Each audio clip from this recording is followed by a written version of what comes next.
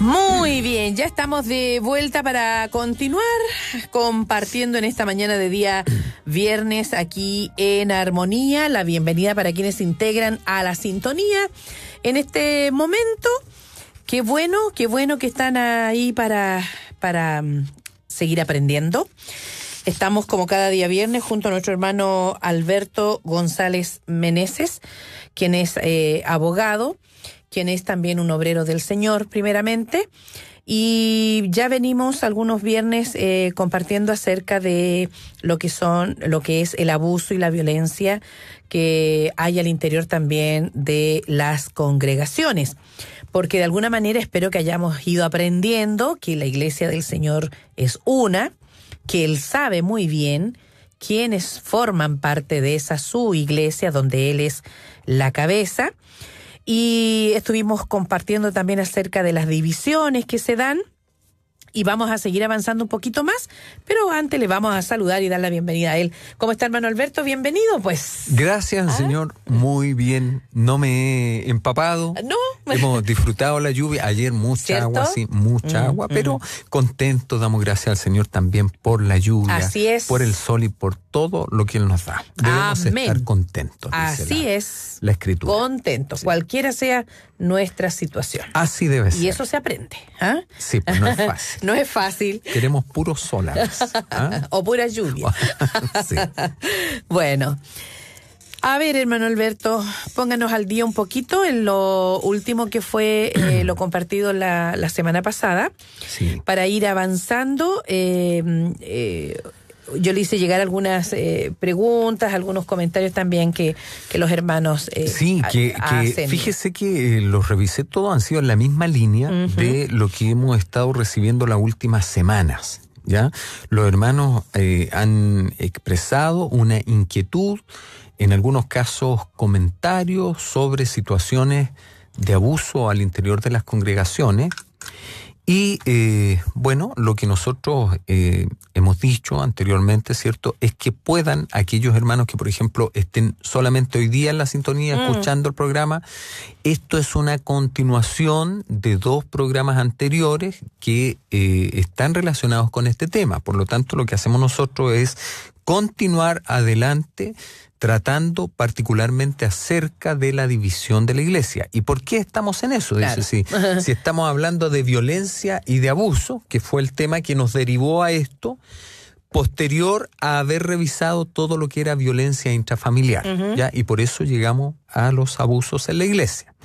Comprendiendo que hay muchas situaciones, aún no hemos ido a lo más específico porque, tal como lo hemos dicho los 2 viernes anteriores, si preguntamos si hay abusos en la iglesia, entonces debemos tener claridad acerca de qué es la iglesia para saber si realmente tenemos abusos en la iglesia o si cuando hablamos de abusos se refiere básicamente o principalmente a los abusos que se dan en las congregaciones. Eso, ¿ya? Que hay que hacer una distinción. Hay que hacer una distinción.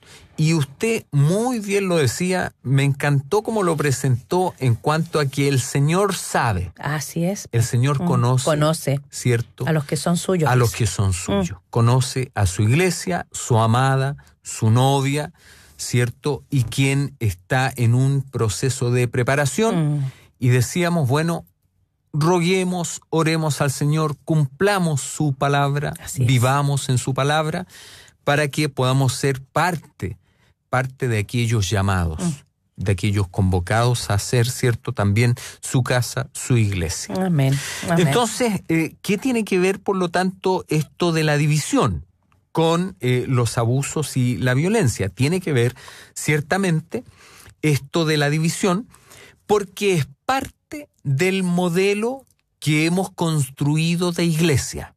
¿Ya? Y cito ahí iglesia entre comillas. Es parte del modelo que hemos construido.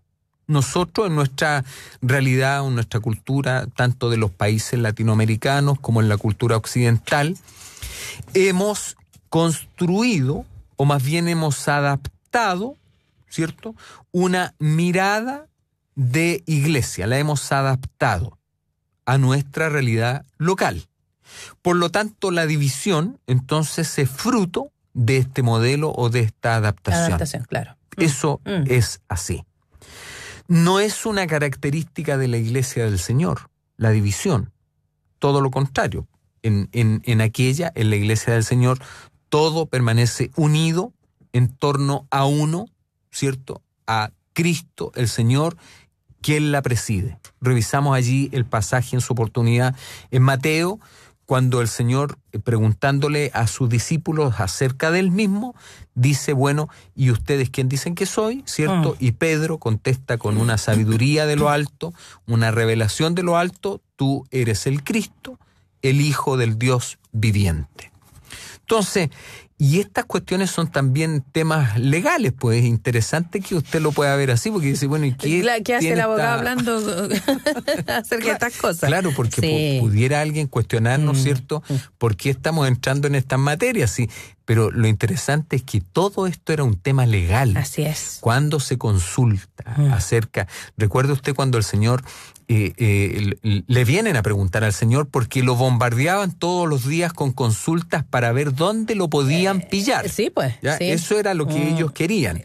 Y le preguntan acerca del tributo.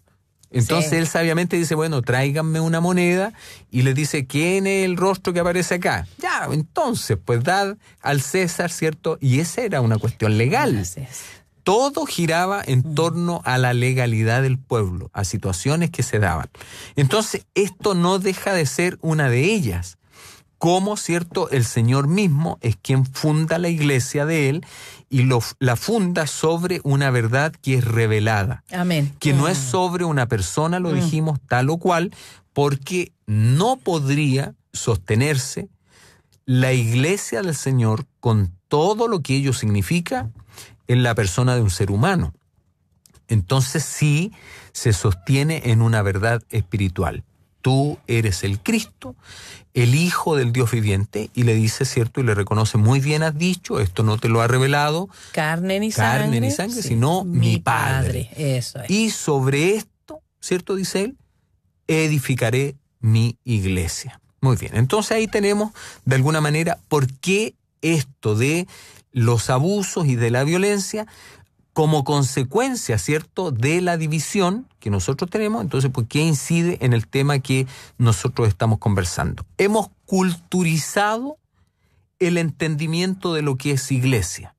Y allí entonces donde yo digo que hemos hecho una adaptación, hemos culturizado, lo hemos adaptado convenientemente a nuestra realidad local.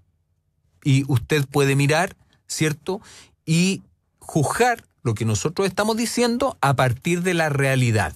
Dígame si no es cierto que hemos hecho adaptaciones convenientemente de acuerdo a nuestra realidad local para constituir o establecer una congregación o lo que nosotros entendemos como iglesia. El problema muchas veces es que en esta construcción, en este modelo, no existe un apego exclusivo,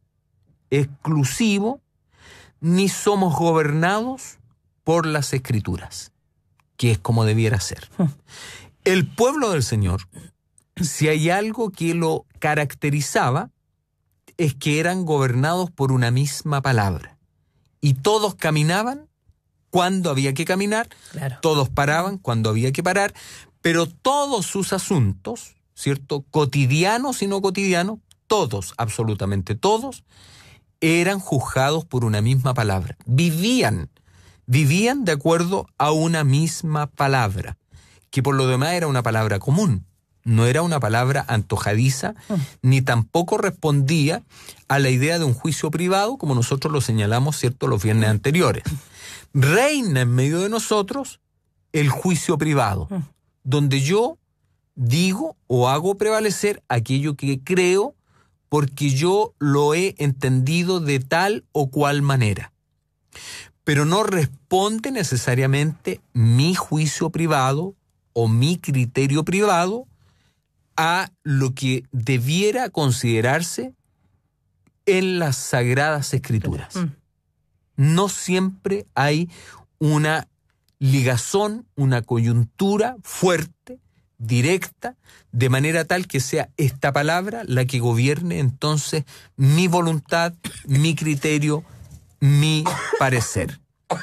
Continúa, por lo tanto, prevaleciendo esto del juicio privado. Entonces, al no haber un apego con las Escrituras, difícilmente va a existir una verdadera unión con la persona de Cristo, que es a quien nos muestra la Escritura.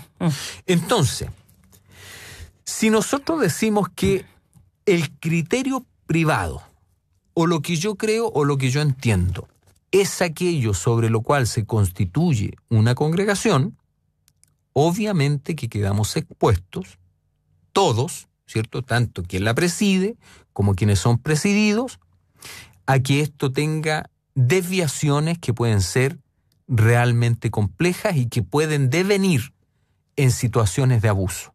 Eso es así.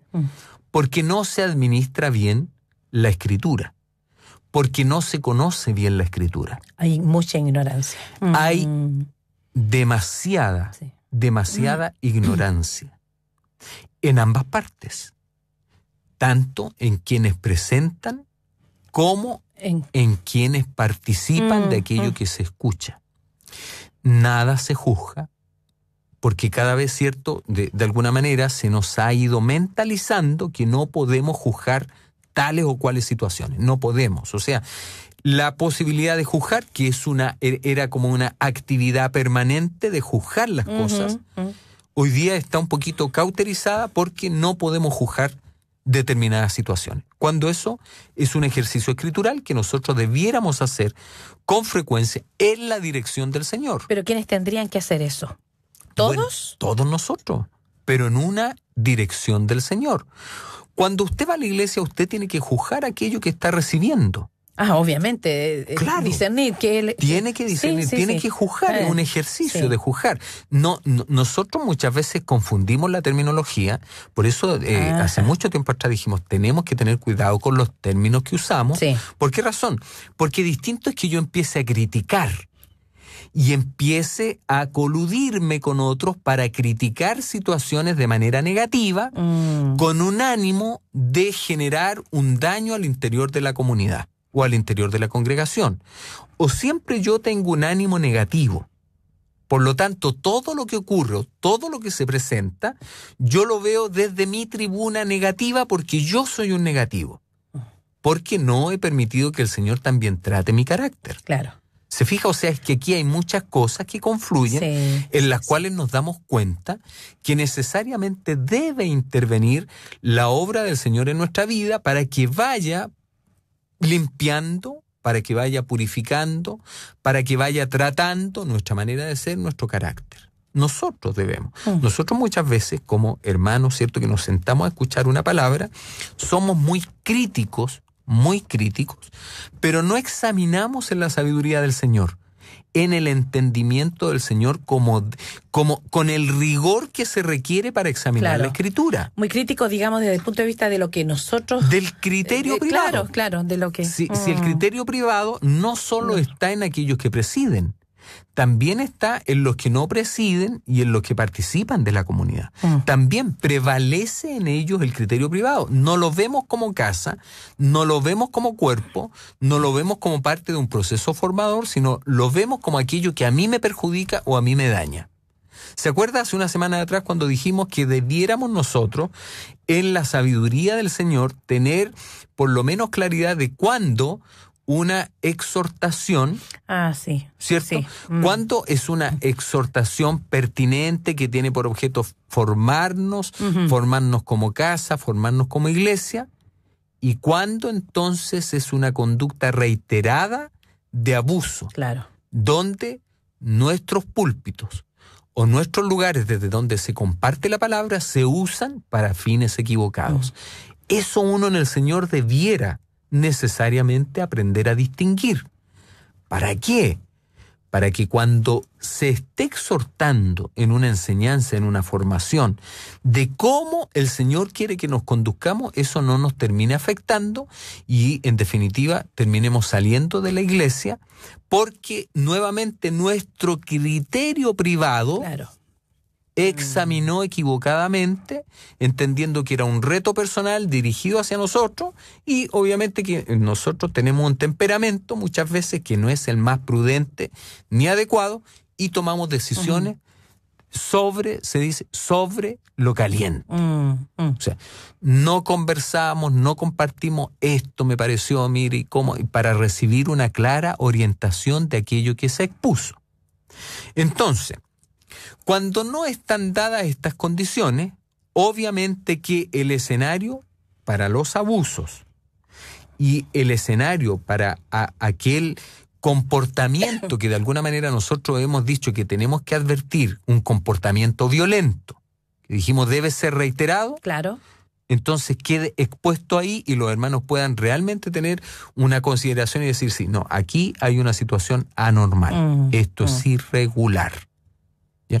Y el Señor también, por medio de su Espíritu y por medio de su palabra, ¿cierto?, que está puesta aquí para que nosotros la comamos, la examinemos, la estudiemos, obviamente que debiéramos recibir algo, algo de parte de Él que nos inste a preguntar, a conocer, a inquirir mayormente, a tomar consejo de otros que estén, ¿cierto?, que sean mayores a nosotros. Porque esto no es como un centro de reunión cualquiera, no es como el club deportivo, no es como el club de ancianos. Lo que está detrás de todo esto es la palabra del Señor. Claro. O sea, lo que nosotros muchas veces entendemos así como tan, incluso un poquito liviano, no despectivo, pero sí liviano, decimos, no, esta es la Biblia. Y estudiamos la Biblia, conocemos cierto Antiguo Testamento, Nuevo Testamento, los libros, sabemos, pero esta es la Escritura, es la palabra. Es aquello que le fue comunicado, ¿cierto?, por medio de Moisés al pueblo y que luego ha sido transferido, tal como dice la misma palabra, de generación en generación, de generación en generación, hasta nuestros días, ¿cierto? ¿Cómo recibimos nosotros esa palabra? ¿De parte de quién la recibimos? ¿Cómo esta palabra o cómo esta idea de Dios, del Señor, cómo se instala en medio de nosotros? Se instala ya con una deformación. No la recibimos pura, o sea, nosotros no recibimos la palabra directamente de la fuente del cristianismo, por decirlo, presentarlo de alguna manera, sino que la recibimos ya tercerizada. O sea, ya tenía una intervención de parte de otra comunidad y por esa comunidad, ¿cierto?, luego del cisma que se produce en la iglesia, el protestantismo, el catolicismo, pero ya era una palabra que de alguna manera venía condicionada. Entonces, ¿qué tenemos que hacer? Volver al examen, volver al estudio, ¿verdaderamente estudiamos la palabra? Es una pregunta. Es una buena pregunta. Que debiéramos nosotros hacernos para poder, porque mire, finalmente todas estas cosas de abuso, de violencia, no quiero decir que pasan a ser secundarias, en ningún caso, pero podemos tener una mejor mirada, una mejor comprensión, un mejor examen cuando realmente conocemos la Escritura. Obviamente, claro que sí. Cuando realmente la conocemos. Porque vamos a poder distinguir entre el abuso y lo que no es. Por supuesto. O sea, ¿cuándo es que realmente me están dando a conocer a mí las Escrituras y no algo, una apreciación personal? Justamente. Pero si no la estudiamos, es imposible. Ahí es donde vamos a confundir las cosas y le vamos a dar el mismo tratamiento a una situación espiritual que a una situación humana o de la carne. Como decíamos nosotros, cuando examinamos el tema de violencia intrafamiliar, viendo lo que decía la norma, la ley, viendo o dándole una mirada a todas las instituciones que colaboran en estos procesos. Pero eso tiene que ver, ¿cierto?, con la vida nuestra de seres humanos, cómo nosotros nos constituimos, cómo nos conformamos, cómo nos establecemos, ¿cierto?, en una visión no de pueblo, sino que en una visión de sociedad que es distinta. Claro. El pueblo incluso resolvía sus asuntos no en los tribunales de Roma, no en los tribunales de Roma, no en los tribunales de los griegos. El pueblo resolvía sus asuntos conforme a lo que les había sido mandado. Ellos tenían sus jueces, para resolver cada uno de sus temas. Es decir, no los iban a resolver a Egipto. Claro.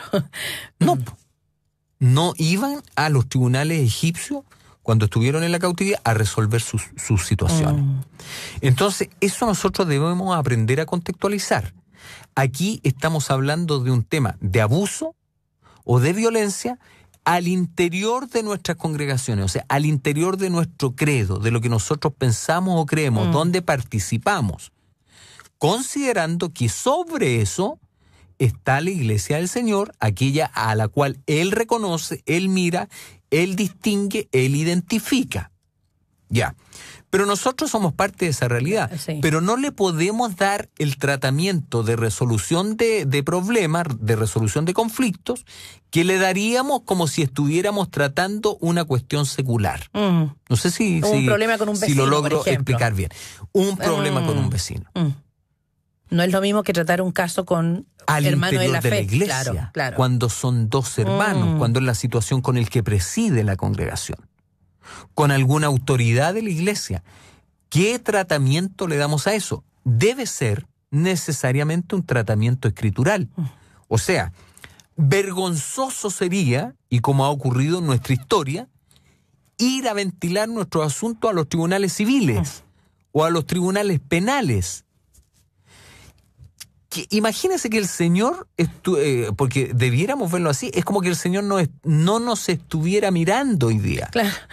Entonces nos tomamos la licencia, lisa y llanamente, de no consultar, de no indagar en la Escritura acerca de cuál debiera ser el procedimiento, y sencillamente tomamos estas cosas y en un arrebato de ira las llevamos donde personas que no tienen las competencias, que podrán tener otro tipo de competencias, claro. podrán zanjar otro tipo de asuntos. Pero estos asuntos que son de la fe, que son asuntos espirituales, que tienen que ver con el pueblo, ese pueblo al cual nosotros decimos que pertenecemos. Entonces, ¿qué idea van a tener ellos de nuestras cuestiones internas? Alguien que esté escuchando de los hermanos pudiera decir, sí, hermano Alberto, ok, pero entonces nosotros, y creo que usted lo dijo el viernes pasado, pero creo que sería bueno reiterarlo. Ok, tenemos esta situación, yo estoy viviendo una situación con un hermano o una hermana. Ok. En la práctica. En la práctica. Ya. ¿Cuáles son mis tribunales? ¿Dónde yo tengo que llevar esto? ¿Cómo se soluciona? Claro. Esto? Pues si no fuimos capaces de, entre las dos, Mira. o entre los dos de solucionar, ¿cómo hacemos? Me estoy acordando de cuando dice el Señor, ante 2 o 3 testigos, dice, ¿verdad? No habrá uno, dice, con sabiduría entre ustedes que juzgue estas situaciones. Es realmente complicado. Mire, yo, del tiempo que nosotros estamos compartiendo sobre estos temas y sobre otros que nos ha tocado ver el año pasado principalmente, uno se pregunta siempre, bueno, ¿cómo resolvemos estos temas? Porque nosotros diagnosticamos, ¿cierto? Ponemos la situación aquí sobre esta mesa. Este es el problema. Este es el problema y cómo lo resolvemos. Pero es como que tendríamos que nacer de nuevo. Así, es como así de drástico. Sí. ¿Verdad? O sea, no quiero darle el tono de jocosidad. Pero ¿sabe qué? Mire, llevamos tantos años de trayectoria en una manera de vivir el Evangelio que no necesariamente responde a la manera de las Sagradas Escrituras. Y ha pasado tanta agua bajo el puente, como dicen, ¿cierto? Que ya estas construcciones o estas adecuaciones se han consolidado, se han petrificado. Mire, dígame usted, ¿quién quiere despojarse completamente de su juicio privado para someterse reverentemente a la suprema y absoluta autoridad de la Santa Escritura? Por ponerlo así en una frase. ¿Quién quiere hacer eso? Cuando cada cual está en su propio negocio, en su propia parcela, ¿cierto? En su propia corporación, con su propio nombre, con sus propios estatutos, con su propia disciplina. En muchas corporaciones se disciplina de acuerdo a un formato estatutario y no de acuerdo a cómo dice la Escritura que debe ser la disciplina. Que por lo demás la disciplina de la Escritura es bastante rigurosa. Cuando el apóstol Pablo escribe a los corintios, le dice, ¿cómo quieren que los visite? Oh, sí. ¿Quieren que los visite con vara? ¿O quieren que los visite con amor? Es como que le estoy diciendo cuál es la situación en la cual ustedes están fallando, porque aquí se juzgaban muchas situaciones de tipo legal. Fíjese qué interesante, porque uno a veces lee la Escritura y no le da esa connotación de jurisprudencia, de legalidad, de cómo era la vida entre los hermanos, particularmente en la iglesia en los primeros tiempos, cómo debería ser hoy día, cómo se resolvían. Corintio habla acerca de un caso de moralidad juzgado. Sí. Entonces, refiriéndose, 4:21. claro, y hablando sobre esto, el apóstol le dice, ¿qué queréis? ¿Qué queréis? ¿Iré a vosotros con vara o con amor y espíritu de mansedumbre? O sea, les estoy dando la oportunidad, por eso que lo estoy corrigiendo, por eso que le estoy haciendo ver aquello en lo cual están fallando como iglesia delante del Señor, conforme no a mi criterio privado, sino conforme a aquello que se nos ha mandado que debemos hacer de parte del Señor. Cuando Él se presenta, fíjese que Él dice aquí, Pablo llamado a ser apóstol de Jesucristo, y habla más adelante, Pablo, siervo de Jesucristo, siervo. O sea, no dice Pablo, ¿cierto?, el gobernante tanto. No, pues dice, se pone en una condición de siervo, de ministro del Señor, de esclavo, esclavo de esta palabra. Eso era un ministro del Señor, uno que se transformaba en esclavo. Ya. ¿Quién quiere ser esclavo hoy día? Esclavo de esta palabra. No estamos hablando de otra cosa. ¿Quién quiere ser esclavo? ¿Quién quiere ser verdadero ministro? ¿Quién quiere despojarse de su criterio privado? Porque si usted me pregunta ya, pero entonces, ¿cómo resolvemos estas cuestiones? Es que por eso tendríamos que empezar de nuevo. Porque han pasado tantos años de una forma que sin duda no es la forma más pertinente, más adecuada, ni más conforme con la Escritura. Si somos un pueblo, ya, un pueblo tiene leyes. ¿Cuál es nuestra ley? Un pueblo tiene gobierno. ¿Cuál es nuestro gobierno? Un pueblo tiene personas que juzgan, tiene tribunales. O personas, pues, ancianos, como constituyó Moisés. Cuando le dice a su suegro, mira, aquí te estás perjudicando tú y estás perjudicando a la comunidad, al pueblo, porque los dos se cansan. Lo decíamos, no le reprocha lo que él estaba haciendo. No, en ningún caso. Le hubiera dicho, no, pero ¿quién te mandó a ti que tenías que juzgar estas situaciones que el pueblo te trae y te viene a consultar? Porque a veces eran cosas muy, muy simples, muy... Eran cosas de la vida cotidiana, claro, y pero también otras muy complejas. Sí. Entonces, no le reprocha eso, no le dice, no, mira, tú estás llamado a dirigir aquí, pero no a juzgar ningún asunto. No, pues lo mira y le dice, mira, Moisés, lo que tú estás haciendo no está bien, pero por una cosa de forma. Porque tú te cansas, porque además haces que el pueblo se canse, porque los tienes todo el día de pie, esperando tu atención. Ya, entonces Moisés recibe de parte del Señor, ¿cierto?, el modelo, cómo tenían que hacerlo. Tenían la instancia, o sea, no era solo ir, cantar, ¿cierto?, dedicar tiempo a hacer los sacrificios, nosotros solo vemos una parte. La vida nuestra, la vida hoy día como comunidad, es solamente en la iglesia reunirnos, juntarnos, ¿cierto?, para algunas cosas, pero no es toda la vida. No es toda la vida. Mucha parte de esa vida se nos va, ¿cierto?, trabajando afuera. Trabajando en la empresa de los griegos, de los romanos, de los egipcios, trabajando afuera, trayendo el recurso a nuestro pueblo, a nuestra casa. No generamos ni siquiera instancias como pueblo. Ya, ¿dónde vamos a resolver estas cuestiones? Si la reunión del día martes, del día jueves, del día domingo, vamos, cantamos, nos sentamos, ¿cierto? Pero tenemos problemas, tenemos situaciones. entonces se resuelven de manera local, en nuestras propias comunidades, cuando hay instancias que permiten que eso ocurra. O sea, estaría dentro de lo sano.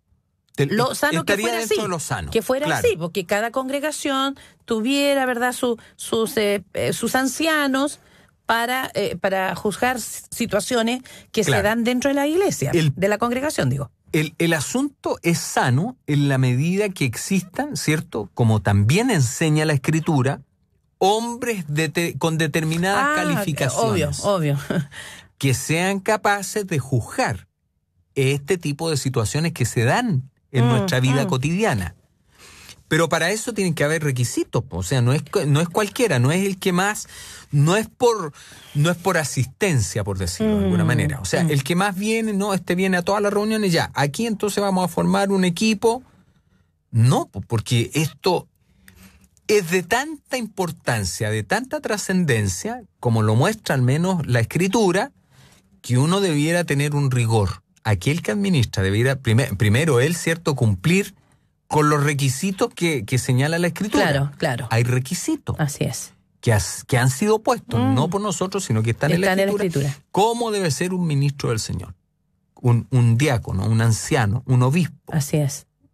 Entonces, uno también debiera darle una lectura a eso para saber si realmente estamos cumpliendo en el formato o en la exigencia que la palabra plantea.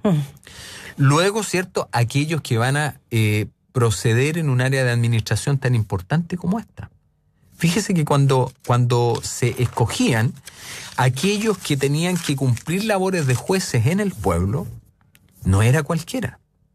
O sea, era tan delicado por la función que ellos tenían que desempeñar, que primero se requería una imposición de mano. O sea, no era cualquiera. Otro lo tenía que comisionar, lo tenía que escoger. No era un autonombramiento. Claro. Ni porque yo tuviera tales o determinadas cualidades. No, sino que era una designación según se viera que esta persona cumplía con determinados atributos para juzgar. Así se escogía un juez. Entonces, dentro de ellos, por ejemplo, bueno, después esto de la imposición de manos, por ahí por el siglo IV, se terminó con esta práctica. Y actualmente el juicio es ejercido por los jueces solo en calidad de enviados, pero se les envía, no van por su cuenta. Se les envía para cumplir esta importante función. Entonces tenía que tratarse de hombres que fueran sabios y sensatos. Sabios. O sea, ahí ya tenemos dos características. Y sensatos. Mire, sabios y sensatos. Tenían que aprender en la ley, o sea, tenían que conocer a cabalidad, no en parte, sino que a cabalidad, y además llenos de conocimiento. ¿Ya? Estoy mostrando solamente cómo se escogía un juez, cómo se hacía el nombramiento de un juez en el pueblo. ¿Ya? Eso para que lo tengamos como referencia. Entonces, llenos de conocimiento. Familiarizarse además con otras disciplinas, porque ellos tenían que resolver asuntos de la vida cotidiana, por lo tanto, no solo tenían que enfocarse en una disciplina, sino que tenían que conocer otras disciplinas. La medicina, la astrología, por ejemplo, la física, o sea, había muchas cosas que ellos tenían que conocer. No ser expertos. Pero tenían que tener un nivel de conocimiento adecuado. No hombres demasiado viejos. No hombres sin hijos. No podían ser hombres sin hijos. No podían ser eunucos para dedicarse a la judicatura. ¿Ya? No podían ser eunucos. Debían ser hombres de estatura y apariencia imponente. Ahí estamos mal. Yo por lo menos no califico. Interesante porque cuando se habla de Samuel, cuando se habla de David, se da a conocer quiénes eran de buen parecer, dice, de estatura y todo eso, ¿no? Claro. Obviamente que habían excepciones, porque esto era parte de ciertas características, pero donde prevalecían otras. Claro. O sea, que fuera prudente, sensato y sabio era más importante a que fuera de determinada estatura y apariencia. Correcto. estar versado además en otros idiomas, tenían que conocer eso. Ya. Las cualidades, sabiduría, humildad, temor a Dios, desprecio por el dinero. No podía, de hecho, fíjese que no se podía designar a un juez que tuviera como mucho dinero, porque se entendía que era una especie de levantar un ídolo. Entonces no podía. Yeah. Desprecio al dinero. Amor a la verdad. Amor a las personas. Una buena reputación. También debían existir ciertos principios. Paciencia, indulgencia, debía ser perdonador, humildad, respeto por las personas. Cuando se sienta en el tribunal, o sea, cuando él iba a ejercer la labor de juez, tenía que inmediatamente respeto por las personas, no podía denigrarlas. Un respeto, una consideración. No actuar por presiones indebidas. Ajá. No, eso aparece allí en el Deuteronomio. Ajá. No podían actuar por presiones indebidas. No podían discriminar. El Levítico habla de eso. No podían discriminar. Tenían que proceder con deliberación y proceder una y otra vez antes de emitir su veredicto. O sea, no era una cosa apresurada. Ajá. El análisis de la situación que era puesta en conocimiento de ellos tenía que ser estudiado rigurosamente antes de emitir un fallo, una sentencia. No podían dilatarse sin perjuicio de ese examen riguroso que tenían que hacer. No podían dilatar la resolución del caso. No podían ir más allá de lo prudente. Ya. Tenían que comportarse de tal manera que la justicia no solo se dictara, o sea, no solo que fuera una formalidad, sino que además se tenían que preocupar que se cumpliera lo resuelto, para que no se burlara la justicia. Obvio, claro. Entonces tenían que tener esa preocupación. Deben verificar además que los demás jueces están debidamente calificados. O sea, entre ellos también había una mirada, ¿cierto?, exigente de la labor que hacía otro colega. Entonces imagínense, eran muchos los requisitos que tenían que cumplir para desarrollar la labor de juez en medio del pueblo. Y eso todavía se mantiene. Esto sigue siendo así. Y nosotros decimos, bueno, y en el caso de nosotros los creyentes. Los neotestamentarios. Porque más de hermano, eso es de la ley, eso es de la antigüedad. Ese es el punto. Fíjese que los requisitos también para los neotestamentarios pueden ser más rigurosos. Porque la Escritura también habla de eso. En Tito, en Timoteo.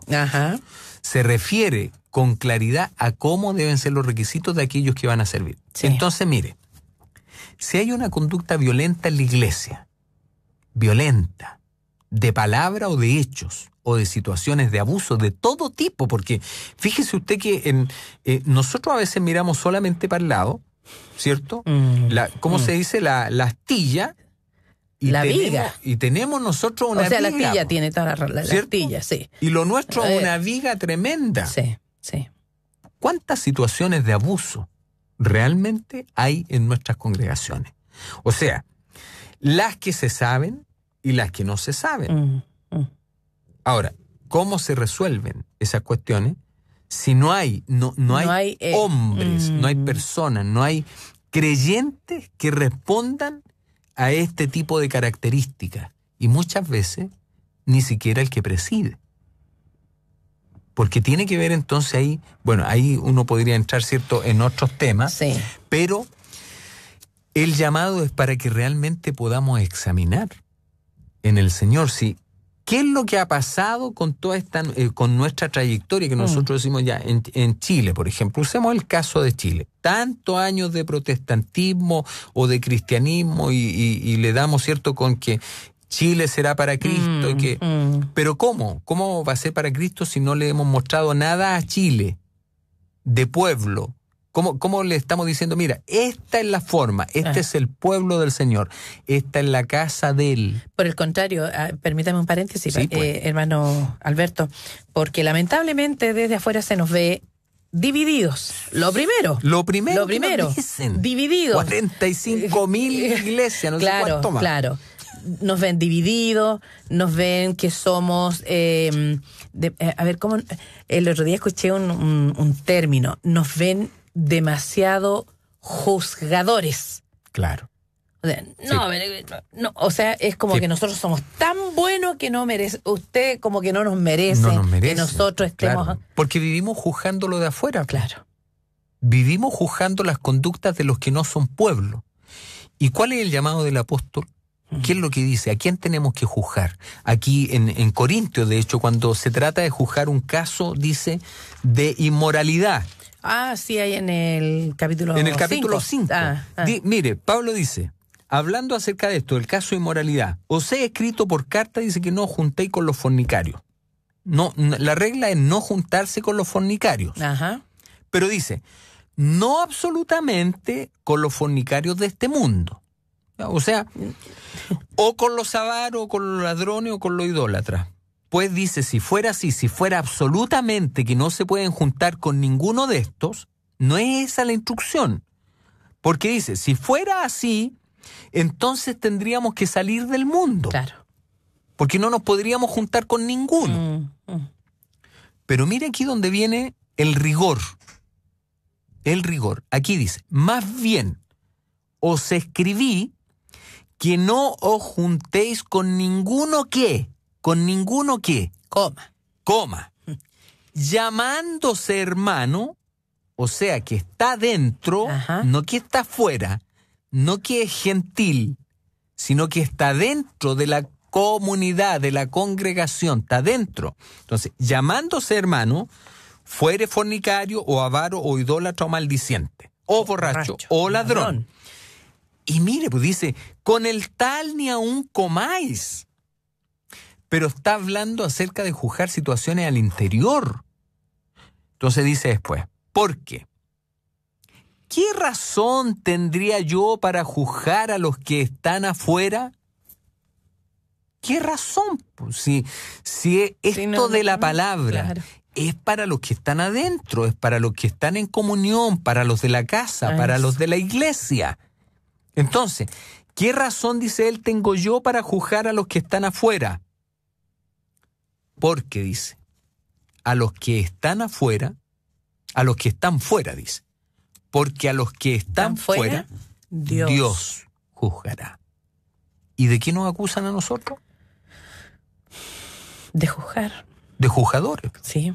Ya. Y las conductas de mandarlos nuestras, a todos por eso, al infierno. Entonces ahí es pertinente esto, porque y las conductas nuestras, los abusos nuestros, las violencias nuestras al interior de nuestras congregaciones, ¿cómo las juzgamos?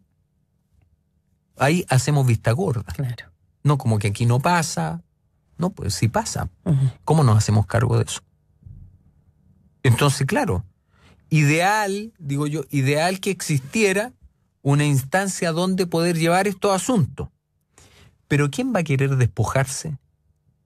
Y luego en esta instancia, ¿quiénes van a participar?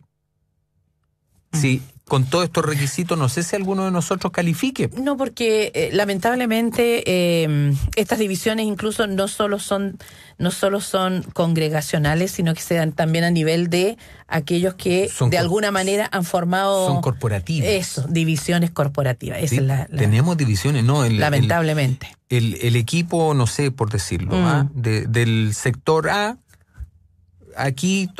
No, nosotros representamos a estas comunidades nomás, a estas otras no, aquí la representa otra corporación. Entonces, estamos, aquí en Santiago por lo menos, tenemos varias entidades jurídicas que dicen representar a... Entonces, Pablo aquí dice, ¿y qué? ¿Está dividido? ¿Está dividido Cristo? ¿Está dividido acaso? Cuando dice, no, yo soy de Pablo, os ruego, pues, hermano, por el nombre estamos haciendo lo mismo. Hemos vivido lo mismo. Hemos caído exactamente en lo mismo. Como dijo alguien, no son pecados nuevos, son pecados antiguos. Pero ¿por qué pasa eso? ¿Por qué caemos en lo mismo? Porque no tenemos cultura de pueblo. No tenemos cultura. Mire, ¿conocemos más de leyes de acá? ¿Se acuerda que el otro día yo le decía, conocemos más la ley de culto, mucho, y la citan 19.000, no, es que el artículo tanto dice que la ley 19.638 nos autoriza a nosotros para constituirnos como entidad jurídica de derecho público, una entidad religiosa, y no tenemos el mismo conocimiento de esta otra norma, de esta otra disposición, de esta gran constitución que tenemos como pueblo. Como pueblo. La desconocemos completamente. Vivimos mirando hacia afuera lo que hacen los otros, las marchas de los otros, las leyes que se están dando ellos, y nuestras normas, por decirlo de alguna manera, nuestra normativa. ¿Cómo dice la Escritura que tenemos que resolver nuestros asuntos? Hay quizás sea es como un rechazo a la palabra ley. La vemos como, no, es que como no estamos en la ley, nosotros no estamos bajo la ley, ni siquiera decimos bajo la gracia. No. Decimos en la gracia. Pero además tenemos que reconocer, ¿cierto?, que por Dios que hemos abusado de la gracia. Sí. O sea, le hemos dado a la gracia, pero... Y el mismo apóstol también se refiere a eso mismo. Sí. ¿Abusaremos entonces? Sí, pero hemos abusado, porque todo al final, todo lo pasamos por la gracia. Todo. Es como una tarjeta de crédito que resuelve todo. Resuelve todo y resiste cualquier gasto, cualquiera, de la naturaleza que sea. Todo lo pasamos por la misma tarjeta. No, la gracia. Entonces, claro, como es tanta gracia, entonces no guardamos ningún precepto. Ninguno. De lo que el Señor dio, leyes, mandamientos y preceptos. Y nosotros todo lo hemos echado al bolsillo. Pero el Señor dijo, no vine a abrogar. No vine. Yo en ninguna parte dice, no, todo esto quedó sin efecto. O sea, no hay preceptos, no hay normas, no hay disposiciones. O sea, vivan como quieran, hagan lo que quieran, cada uno forme su propio templo, constitúyanse como quieran. Es como que da lo mismo. A ver si puedo interpretar a quienes están escuchando, a quienes están en sintonía en este momento, hermano Alberto. O sea, y si estamos tan así, ¿qué tenemos que hacer? Bueno, porque si no, seguimos en lo mismo y puede que sea una instancia, estas conversaciones, estas conversaciones, hermanos, son instancias como para darnos cuenta un poquito, a ver, si estamos en esto, ¿cuánto podemos cambiar de esto? Y no esperar que sea el otro, porque siempre estamos así también, esperando que sea el de al lado, el que está más allá, el que cambie y no cambiar yo. Se puede cambiar, por supuesto. Es un trabajo a largo plazo. Sin duda. A largo plazo. Pero por lo menos dejémosle algo mejor a las generaciones que vienen. Pero entonces empecemos a formar a nuestros hijos conforme a la palabra. Mire, ¿qué andan cantando nuestros hijos hoy día? ¿Cuál es la cancioncita que están cantando nuestros hijos? Pues nuestros hijos no conocen la palabra. No hay un cántico en su boca de la palabra del Señor. No hay un cántico en ellos. Porque no conocen la Escritura. Porque si conocen, ¿cierto?, el libro de Jonás, que se lo comió un pececito y le presentamos todo así como de escuelita. El pececito que se lo llevó y todo es como pero no conocen la palabra. Yo no me imagino al pueblo enseñándole que se lo comió un pescadito y después que lo vomitó, sino cuál es la enseñanza que hay ahí atrás de eso. ¿Cómo vamos más allá en la enseñanza, no en el cuento? Si nuestros hijos no necesitan que les contemos cuentos ni historia. Lo que ellos necesitan es conocer esta palabra de pequeñitos, que la puedan compartir, que la puedan cantar, que la puedan decir, que el corazón de los hijos, que la boca de los hijos esté llena de esta palabra, llena. No de la tolerancia, porque le hablamos más de la tolerancia.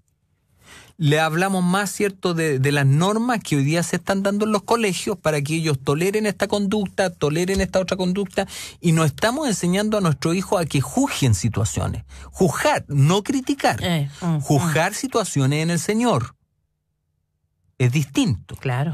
Eso se logra, ¿cierto?, examinando la Escritura. Entonces, ¿cómo vamos a generar cambios en los jóvenes hoy día, que ya tienen una palabra puesta en el corazón? ¿Qué palabra tienen puesta ellos? Sí. Bueno, de lo que recibieron de nosotros. El otro día, conversando con unos papás, con 3 hijitos, me decían ellos, gracias al Señor que hoy día tenemos más luz acerca de la palabra y que podemos trabajar con nuestra hija pequeña. Pero con los dos grandes nos hemos equivocado rotundamente. No lo hemos hecho bien con los hijos mayores. Entonces, ¿qué hacemos? Bueno, ahí el Señor se apiade de nosotros, ¿cierto? Tratemos de revertir cuanto antes. Por lo que hemos dicho tantas veces, afuera. La velocidad con la que avanzan estas cosas, el mundo con sus intereses, con sus deseos, es tan rápida y nosotros vamos a la velocidad de 4 kilómetros por hora. Y el mundo va a 100. Y nosotros a 4. Porque estamos enfrascados en nuestras propias divisiones, en nuestros criterios personales. Mire, la libertad de pensamiento y la independencia de criterio, que es no, es que yo tengo derecho a pensar esto y todo. La libertad de pensamiento, la independencia de criterio atentan, se oponen al espíritu de absoluta y reverente obediencia al Señor. Se oponen por medio de la Escritura. Él es nuestro maestro. Él es nuestro Señor. ¿Qué significa eso? O sea, por eso digo yo, en los conceptos nosotros tenemos que detenernos. Decimos la Biblia como si fuera, páseme la revista que... Pero es la Escritura, es la palabra, es lo sagrado, es lo que fue dicho de boca del propio Señor, del propio Dios, ¿cierto? Para nosotros, hoy día. Es su palabra, su mensaje. Bueno, y en esto hay una responsabilidad en todo, porque de pronto también ponemos esta responsabilidad en los que están presidiendo, digámoslo así. Claro. Y entonces, claro, como ellos son los que presiden, bueno, sobre ellos va a caer toda responsabilidad, decimos. Y nosotros. Y estamos recibiendo y no examinamos nada, po. Ni siquiera, como alguien escribía en estos días, es que no me dan ganas de leer. Pero ¿cómo vive? ¿Cómo vive entonces? Pero por eso, ¿ve? Ahí está nuestro criterio. O sea, si me dan ganas, lo hago. ¿Pero qué? ¿Dónde dice que la Escritura, que si es por ganas? No. La Escritura nosotros debemos examinarla, debemos estudiarla, debemos considerarla.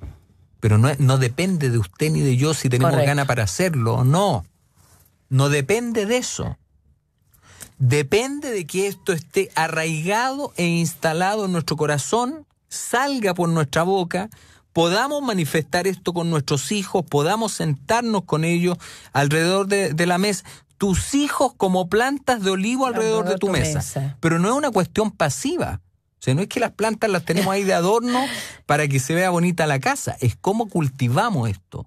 Cómo nos preocupamos de que estén en buena tierra, en buen jardín, bien plantadas, con las vitaminas, con los minerales, con el riego. Así son nuestros hijos. Si no, la planta de olivo va a morir, pues. Si no es de utilería, que va a estar siempre verde, siempre bonita. Es una planta que requiere cultivo, que no es que apareció de un día para otro, qué hermosa la planta, sino que cómo se cultivó, se puso, empezó a crecer alrededor de nuestra mesa, pero con la palabra. No es con enseñanzas de otra naturaleza. Entonces, ¿cómo vamos a generar cambios hoy día en nuestras comunidades evangélicas, donde se da todo esto que hoy día hemos dicho? Bueno, preparemos a nuestros hijos para que sean agentes de cambio, para que ellos puedan ver. ¿Se acuerda que en alguna oportunidad dijimos nosotros tenemos que examinarnos qué generación somos? Claro. ¿Somos los que vamos a entrar a la tierra o los que no vamos a entrar porque no hicimos lo que agradó al Señor? Y el Señor tenga misericordia. Pero a lo mejor entonces, si no nosotros, bueno, nuestros hijos, pero tiene que haber, tenemos que en algún minuto estrellarnos contra algo que nos diga, para. O sea, ya no podemos seguir de esta forma. No podemos seguir con un evangelio acomodado a nuestra propia necesidad. Debemos vivir la palabra como ha sido puesta, no como nosotros nos acomoda, ni como la queremos. Aunque sea muchas veces palabra dura, palabra de exhortación, pero también dice, la exhortación es con amor. Con amor. Sí, es que me estaba acordando cuando, ¿se acuerda cuando iba el Señor y le decían, dura es tu palabra, sí, Señor? Pues, dura es tu palabra. ¿Quién? ¿Cierto? Entonces, hoy día el punto es, ¿quién quiere bajarse del sillón presidencial? quién quiere dejar de ser el pastor, el obispo, porque se dice como el gobernante, ¿por qué no dejamos que gobierne el Señor, que Él nos gobierne, que realmente Él gobierne su iglesia? Sí. Y nosotros entonces ser siervos, ser ministros competentes, como ser capaces de juzgar, ¿cierto? Pero con todos estos requisitos, cumpliéndolos delante de Él, entendiendo que le agradamos a Él. Claro, pero también en nuestra casa, pues haciendo el ejercicio en nuestra casa, con nuestros hijos, con nuestra esposa.